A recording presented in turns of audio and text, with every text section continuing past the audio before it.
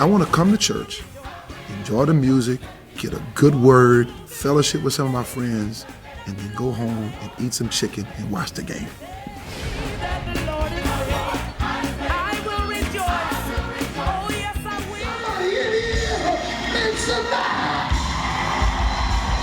Every sector, I take a little bit from all of them. From the Catholics, I learned that you don't have to be in church long. From Kojic, I learned the spirit the churches can be high energy. I like the foundation of biblical principles from the Baptist doctrine. I like the philosophical thinkers to help them want to understand the philosophy behind Scripture. I like dealing with psychology to see how people think. And you have to if you're going to constantly draw people from every kind of background. I'm going to take sports analogies. I read USA Today, Success Mag, I read the Robb Report, the Wall Street Journal, whatever I can to give my people more information to make them better. That's what I'm going to do. I want to talk to people who are ready to seize the moment and disconnect from everybody and everything that is holding you back. My leadership style is I know where you are. I'm not afraid to tell you where I've been because I think you can relate to it, especially when you're talking, dealing with men. I met Bishop at a store I was working at. He came in, asked me, do I mind coming to his church? And was like, yeah, I come. From that day, life has transformed. I mean, whole 360. I was the type of street runner, drugs, all that. Been with Bishop, I got my own apartment, own car, nice job, in and out of school. I have my family back. It's like, whoa. I thank God for putting Bishop in my life. I want somebody to talk to me that says, you know what, I've been there. I know exactly where you are. Let me show you, based upon this word, how to get out of it, how you can deal with life. I want to know how I can be better. I want to make more money. I want to raise my kids better. I want to be healthy. That's the kind of things we want to teach people. I think that it's important that we create an experience for people. I want you to feel better when you leave than you did when you came, which is not the experience that I've been having in church all of my life. I was baptized at 6. I knew I was called to preach at 8 years old. And many times I'd go to church and I'd feel worse when I left than I did when I came because they just abused me. And they belittled me. And how did he know what I was doing, right? This is always the kind of church that I wanted to pastor. People that can come no matter what your issue, no matter what the struggle, just come to church. I don't even care what you have on, just come to church. You all right? Hi. Hi. Thank you, sweetie. Right there, mama. Say hi to him, mom. That's the oldest member of the church right here, and the best.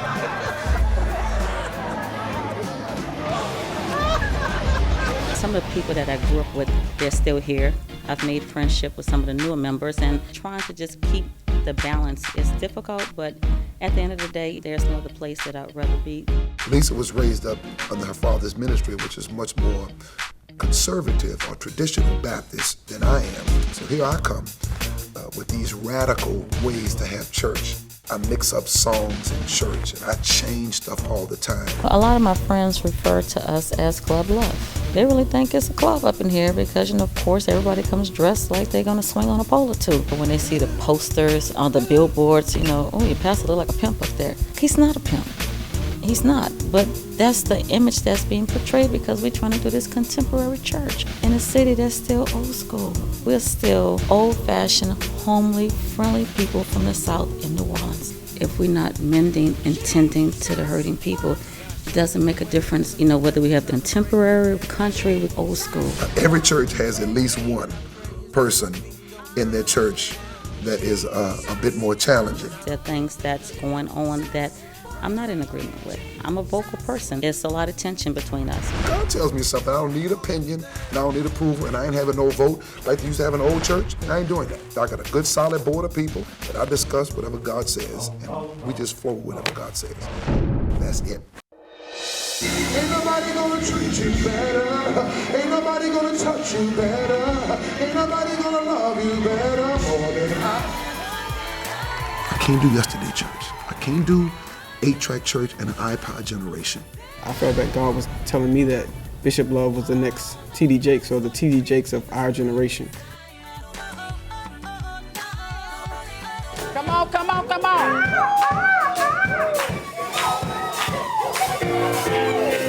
Woo! Oh, you know how to second line.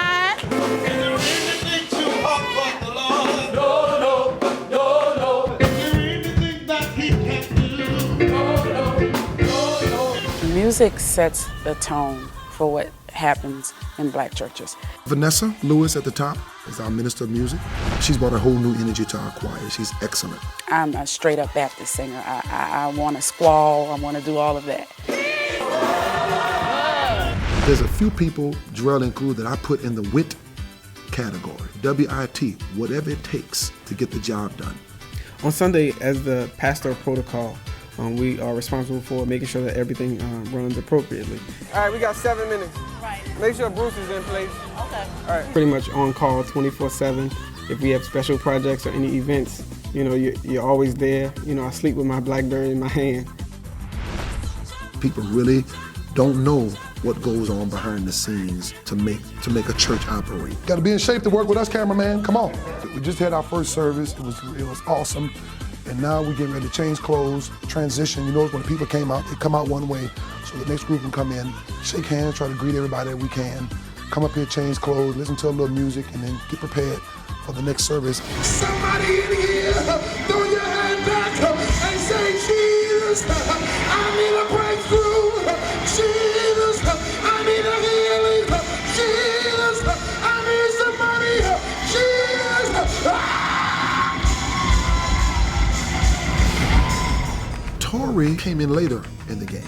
Very good musician, runs our youth ministry for us. He's taken our youth ministry to just an unbelievable height. It's not a monologue. It's not me talking to them for 60 minutes. It is really a conversation. It's really a dialogue. Here's the funny thing. If you just came up and was honest, you probably wouldn't get in trouble at all. What if you did tell the truth and you did get in trouble? Well, then don't do what you're not supposed to do.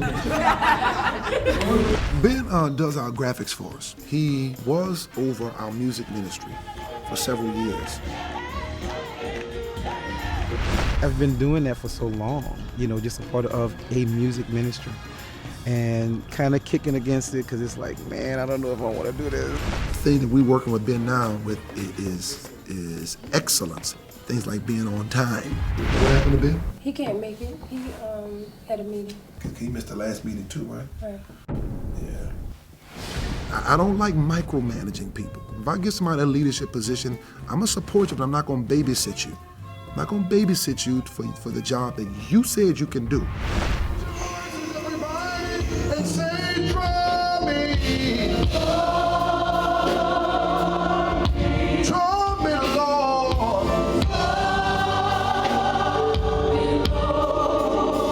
I'll come running after you. I knew that I was gonna marry Fran. I knew that we would connect at a different level, not just physically and not just, you know, psychologically and emotion, but I knew she would flow with me no matter what I did.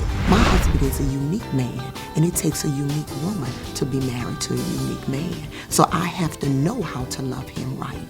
You know, what I do for my husband, some woman may say, that girl has to be crazy. But to me, I don't see crazy in it at all.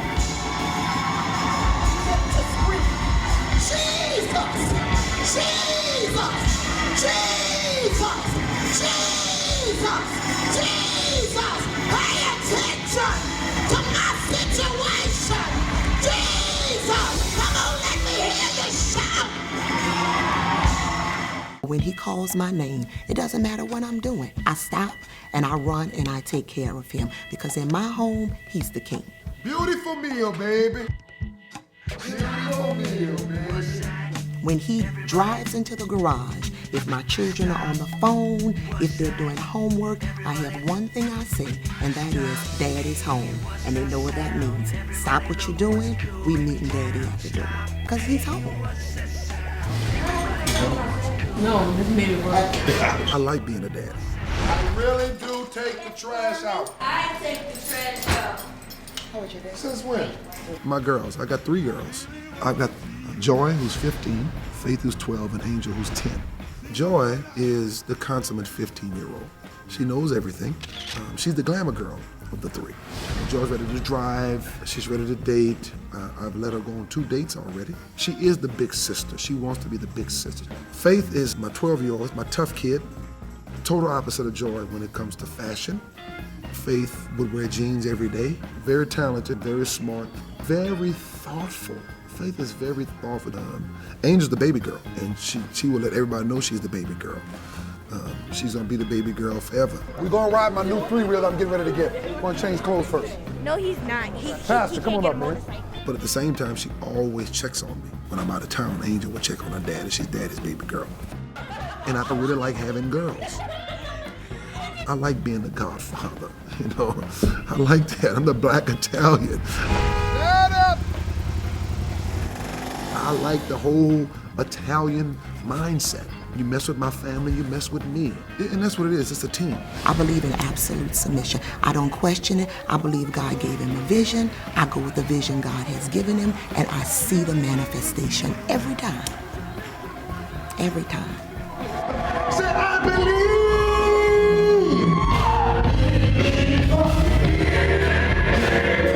It's coming my way.